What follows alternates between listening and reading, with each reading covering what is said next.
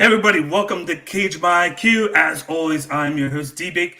Today I have the wonderful pleasure of having on Arlene Blencowe on for an interview right before her fight tomorrow against Pam Sorenson. How are you doing today, Arlene? I'm great. Just finished weighing in this morning, so just refueling, rehydrating, and resting before tomorrow night. How are you feeling going into tomorrow's fight? How did camp go? Weigh-ins and everything going? Because I know you just fought a couple of months ago. So how did everything go with that? Yeah, no, great. It's been nice to spend the last 6 months here in America. So it's twice now. This is the second fight camp that I've done here, and it's one thing to not have to be adjusting to jet lag during fight week. So Yeah. that's always nice. Yeah, to not have to deal with that. But yeah, no, I had a great fight camp. I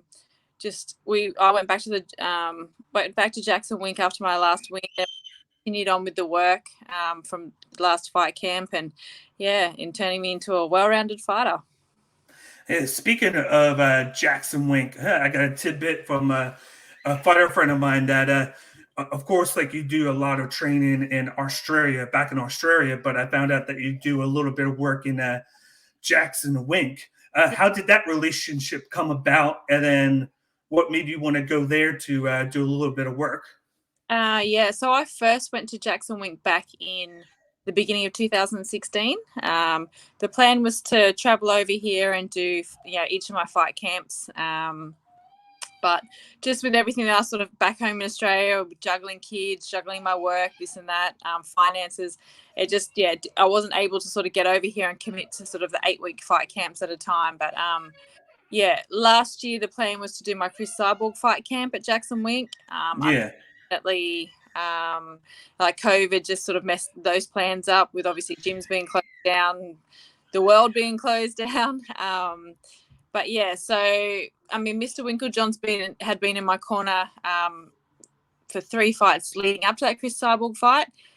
There were Jackson Wink fighters on the same card as me, and he obviously jumped in, and yeah, we decided that, like I said, I was going to do the fight camp for the Chris fight.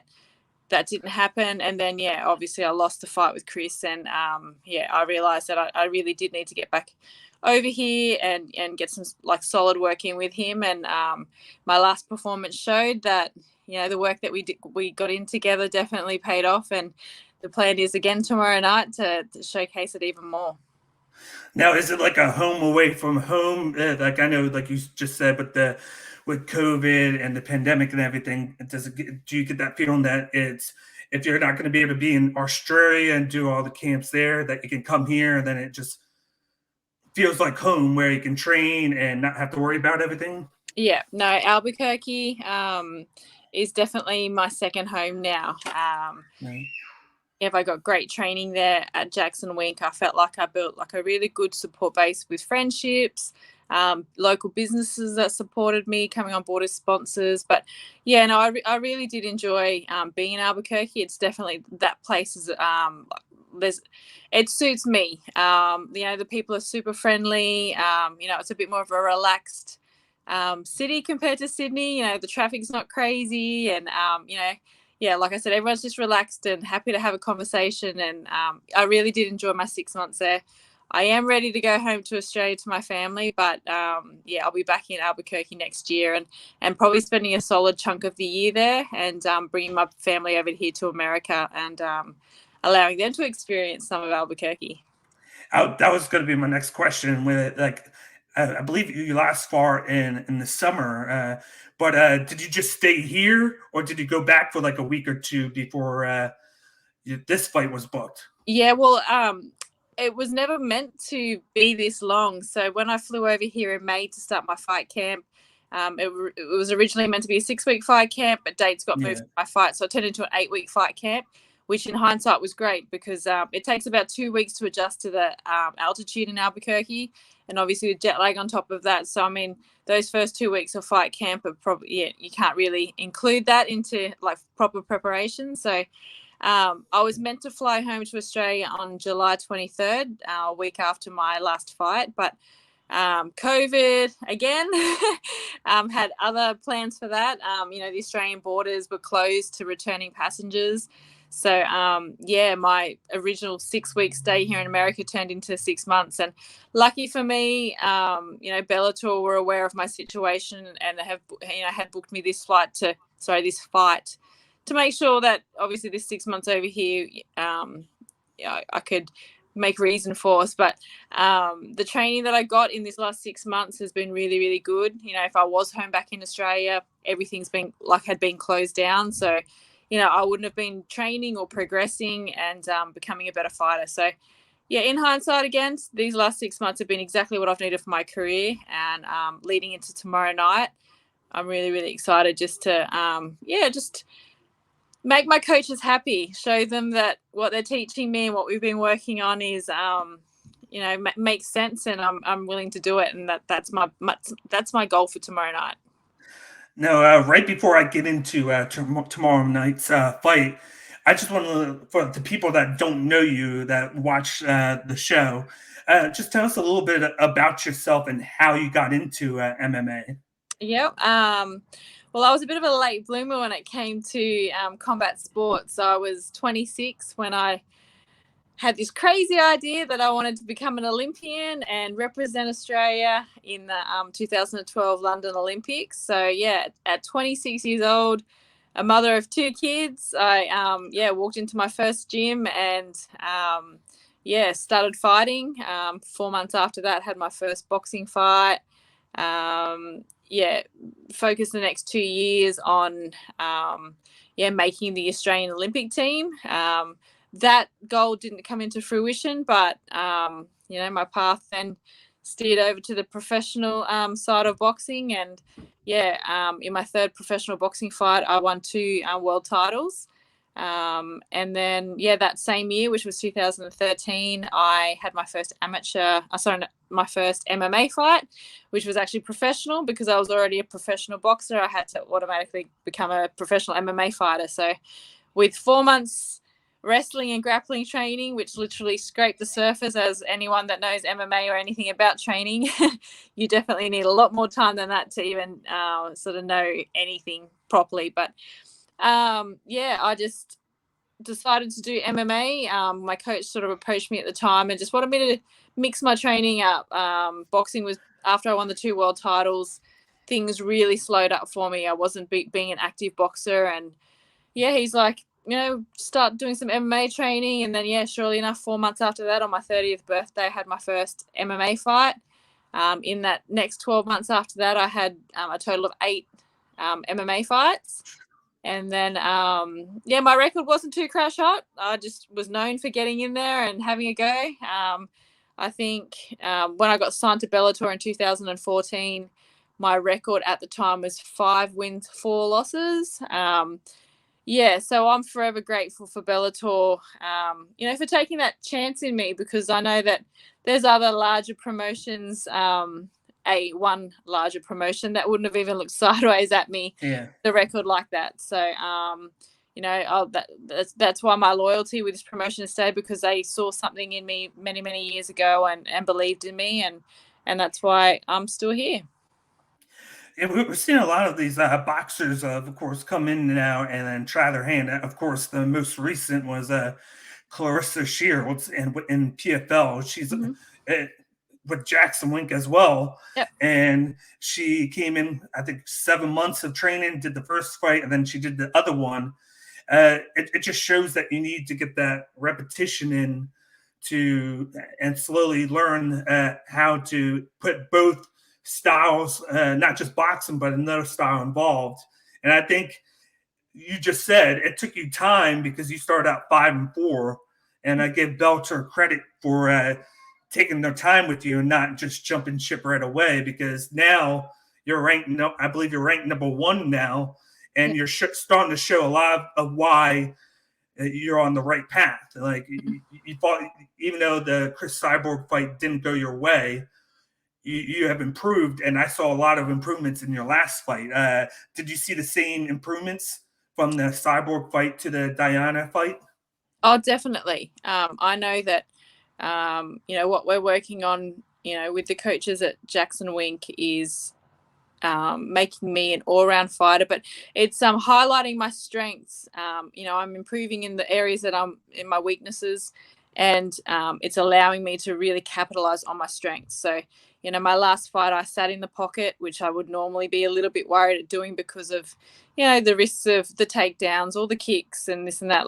It's no secret I like to throw hands, and boxing's like my background. So that's where my strengths lay. But we've worked so hard on, all aspects of MMA that now I can sit inside the pocket and really get to work with my hands. But yeah, it also, I feel strong in all other areas too. So I know that I don't need to rely on my hands. I've got so many other weapons now that I can use. Now, Jackson Wink, have you been able to pick anybody's brain fighter-wise, or have them help you out with training, or has it just been you with the coaches? Oh no, everyone. I'm so grateful to have been welcomed in as part of the team. I have been back and forth a few times. I was at Jackson Wink earlier last year as COVID first kicked off, and then had to return home. So that's why I wasn't able to do the Chris fight camp there. And like I said, I was there back in 2016 as well. And now just spent a solid 6 months. But the team have been really, really good with me. I respect all the fighters there, the fighters that have achieved great things themselves in their career, and then the up and comers. There are a lot of good amateur fighters coming through the ranks at Jackson Wink. So yeah, everyone has been super helpful. Like if I've pulled them for drilling, pulled them aside for sparring rounds to be my partner for specific reasons, game plans that we're working on, this and that. But we're all a team there, and I'd like to think that I've returned the favor as well, helping my teammates out. I am part of the Jackson Wink family now, and I work with everyone. The coaches, all the coaches have played a part in this fight camp. Last fight camp, I sort of was working with specific coaches, but this time I spent time with everyone, and just made the most of really being there. Now, let's move forward to the fight tomorrow, of course, against Pam Sorenson. How has your fight schedule been? Training schedule been, I should say. Has it been any like longer, or is it just like a normal schedule that you do? No, I wouldn't say longer. After my fight with Diana, when I couldn't return home, we decided to fly back to Albuquerque because, if I'm going to be in America, I may as well just be getting to work. I went straight back to the gym and was training. And, in the last 6 months, I probably had a total of 2 weeks off sporadically. There was a couple of days there we took off to go to the Grand Canyon and this and that, just to, rest the body while I was outside of fight camp and didn't have anything officially booked. But no, I put, when it was sort of 8 weeks out, I knew that I was fighting on this date. We weren't too sure on exactly who I was fighting, but I knew that, when it got to 8 weeks out from this date, I just do what I normally do. That's the beauty of MMA in a sense that you should be training everything. So I do what I normally do every fight camp, which is, making sure I get all of my striking sessions in, pad sessions in, all my wrestling sessions in, all my jiu-jitsu sessions, all the ground and pound classes, my strength and conditioning, everything. Bag work, running. So, just like a normal fight camp. Obviously, once we got the opponent, we fine-tuned a couple of things with some video sessions. But yeah, it's MMA. So there was never one thing that we focused on. We just worked on everything like we always do. Now, of course, fighting Pam Sorenson. When you first heard that you're fighting her, what were your first expectations when you got the fight booked? And then how have you guys prepared for the fight? Yeah, well, I've watched Pam for years now. She was the former Invicta world champion. So, whenever there's any featherweight sort of on the scene, you sort of pay attention especially once they get up into the world rankings and that. I congratulated her when I first saw that she'd signed to Bellator, and had watched her fight with Roberta when that had happened. And then obviously after that fight is when she called me out, and it was a super respectful call out too, a smart career move from her part, calling out the number one and getting herself another fight for 2021. But and I'm slowly getting used to that too, is hearing my name getting called out now that I'm the number one in the division. these girls should be calling me out. So at first I was like, oh, someone's calling my name out. But yeah, now I realize that's what you're meant to be doing. Like, so yeah, I'm that girl that's getting called out. Just like when I was in the lower ranks, I'd call out the girls above me. So that's still something that I'm getting used to. But yeah, I think Pam's a super exciting opponent for me with everything that I'm working on at the moment. I think she's a great opponent for me to showcase everything because, you know, she originally came from a Muay Thai background, but she does like to grapple and take her opponents to the ground. And yeah, so I think her well-roundedness in MMA is going to complement what we've been working on. And I mean, the main thing at the end of the day is that we put on a show for the crowd to enjoy and, you know, the spectators back at home. No, does it give you any motivation that Cyborg's going to be fighting in the main event, and then the opponent that she's fighting is somebody that you've actually beaten before? So it kind of makes you want to kind of put on a good show so you can get that rematch.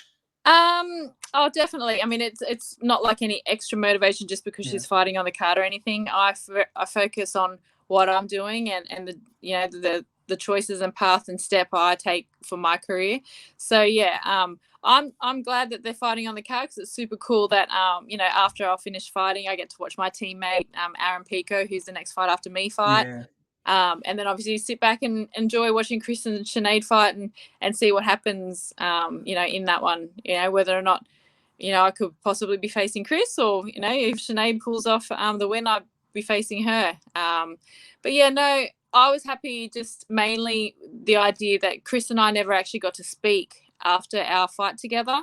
So this week was the first time that I actually got a chance to speak with her in person. We'd sent a few messages back and forward, you know, over the last year, obviously directly after the fight.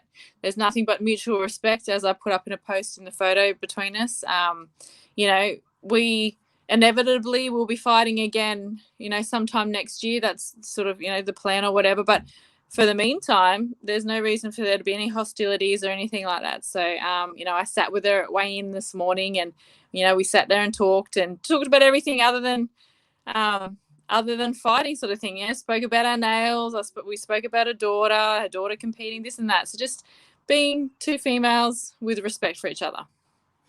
Now you spoke about weigh-ins. How have the weigh-ins been for you, just in general? Is it usually easy for you to cut the weight or get to the weight, or do you like? Is it something that you just second nature for you? I am featherweight is an easier weight for me to make than bantamweight, that's for sure. But no, the last probably 4 or 5 weight cuts now have been super easy. You know, I've got the fight dietitian, Geordie Sullivan, on board, and he just fuels me properly through fight camp in preparation for the weight cut as well. So, you know, I follow a protocol that he provides me with my water load, my food intake, and, you know, the weight comes down. And then obviously after the weigh-in, then we follow another protocol for the rehydration and refueling. And yeah, my weight's back up to what I, you know, walked in to fight week weighing. So, yeah, I feel good. I'll get a good night's sleep tonight and wake up tomorrow feeling fresh and ready to go. How important is it for you to have that organization there, like to know what you need to do and then to get it done? Is that very important to you? Because I know some fighters, they're just like, I don't need to spar here. I just go on the flow and go with feel. Do you need that organization? And if so, has that helped? I'm very, very big on structure. Just in my life in general too. I like things being organized. In saying that, like you know, if things need to change up or this and that, like you know, I'm not strict like in that sense, but I do like having a good base around me, a good team. Like, so I have, you know, my nutrition's covered. You know, I follow a meal plan with the dietitian. I have a good strength and conditioning coach back home in Australia. Shout out to me at Ethos Performance. And, you know, I started working with Steve at Turning Point in Albuquerque, and he's the strength and conditioning coach for John Jones, Holly Holm, Michelle Waterson. So, yeah, he's worked with some very experienced fighters. So, yeah, I like my strength and conditioning. Obviously, I'm working with, you know, some of the best coaches in the world, training partners. You know, I've got a sports psychologist on board. Hi, Doc. I also started neuro training on Sundays, cognitive neuro training. Shout out to Roman. But yeah, so I like to be structured. I've also got a recovery team, that really work on making sure that my body is running at 110% all the time. So yeah, I do have a very strict weekly schedule that allows me to make sure that I cover all bases in training. So I can tick all of those boxes, all of my recovery sessions, and like all those extra things that I just mentioned then. So yeah, I am very, very professional when it comes to what I do. Now, to go away from the fight aspect, I just want to go away from that. When you're done fighting, of course, tomorrow you said you look to go back to Australia. Do you have anything fun planned for when you go back, because you haven't been there for like 6 months? Some quality family time. I miss my kids like crazy. My partner, I was lucky enough, like I've been home for 6 months. I was 2 months of that. The first 2 months I was in fight camp, my partner actually flew over, and he was here with me for 2 months, and then he's flown home. So I haven't seen him in 2 months, but I haven't seen my kids in 6 months, and it's the longest I've ever been away from them. Even when I was first flying over here and it was going to be the 6-week fight camp that turned into the 8-week fight camp, I was already anxious at that, like just being away for the idea of being away for 6 weeks. It's just was like too long for me, but we knew that this is what my career needed, and they understand and respect what I need to do to achieve what I want to achieve.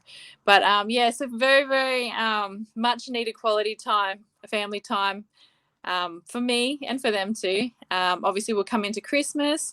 It's a beautiful time of year in Australia at the moment, so definitely catching up with all of my family, friends, coaches, training partners, and then just enjoying the next few months at home before I come back and have a really big year next year. I was going to say, should we expect the next time you fight probably in the spring, so you can have some time in Australia, since you've been over here for the 6 months and fought twice? Yeah, I want to stay pretty busy. So yeah, a couple of months back at home. I'll touch base. My manager will touch base with Bellator, and obviously it'll depend too who wins tonight, if whether or not me getting a win. Sorry, what happens tomorrow night? With Chris and Sinead, and obviously me getting a solid performance and winning, if that's enough for me to be the next in line for the championship, or just seeing what Bellator have in store after this, this weekend. But I know I've just a bit of downtime first, but I know that I'll be at home for a couple of weeks and be already approaching Bellator to find out what's happening for next year. Yeah, now I know with seeing Dan Hooker's situation in New Zealand, how he has to quarantine for like a couple weeks before he goes back. What's the situation like with Australia? Is it similar to that, or is it a little bit more lenient? Well, now that the borders have opened back up, definitely more lenient. So there's I'll have to go home and quarantine at home for 7 days, which I'm totally fine with. Because I miss my home. We have a nice home. I'm happy to cook, do some DIY projects, spend time with my dog, just have a bit of downtime. It's only 7 days, so. And then I get to venture off, and when you asked about the fun before, we've got some camping trips planned. That's great. We've got a weekend getaway to head down to Windang to see my daughter, who actually lives down there for university. So cool. Family time, beach time, picnics, hikes, a lot of outdoor stuff. That's cool. But before we get going, I know you want to get some sleep before your big fight tomorrow. Do you have anything you would like to say to the fans out there? I am super grateful for all of my fans. I have a really, really good support base. Respectful fans too. I know there's a lot of athletes out there that cop a lot of trash and this and that, messages, comments on posts. And I'm really grateful that the people that follow me choose to follow me and actually respect me as a fighter and an athlete and a person. And thank you for all of your support. Well, we thank you so much for coming on here tonight, even with you having the fight tomorrow. But we wish you the best of luck tomorrow, and we hope you win. Appreciate it. Thank you very much. Thank you so much. You have a nice night. Thank you. Once again, that was Arlene Blencowe, the number one contender in Bellator in the featherweight division. It was so nice to have her on to get to know a little bit about her. But we wish her, just like I said, good luck in her fight against Pam Sorenson tomorrow. But as always, before I get going, I, of course, am your host, D-Bake, and this was Cage by IQ, the best place for MMA content. You can follow us on Instagram, Twitter, YouTube, and Twitch at the handles to the left. We are partnered with the Fighters First Network, so if you could go to YouTube, put in at Fighters First, and if you could subscribe to the YouTube channel, hit the like button. That's a big thing as well. Hit the notification bell so whenever we put anything out, you're the first to get it. And please comment on this video. Let us know what you think of how the interview went with Arlene Blencowe, and give her some love. You can follow her on Instagram. She's on there. All you got to do is type Arlene Blencowe and she pops up. Give her some well wishes for a fight tomorrow. But also want to give a shout out to our sponsor, High Tide Herbal. And here's the new video that we have for our sponsor.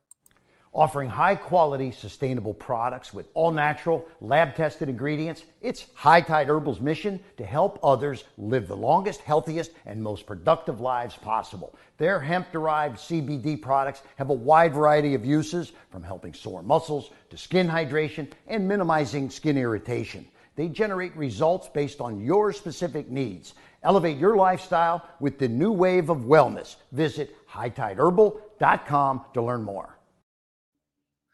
Once again, that's High Tide Herbal. All you got to do is go to www.hightideherbal.com, put in the promo code right there, CageMyIQ10 at checkout, to receive 10% off your next purchase.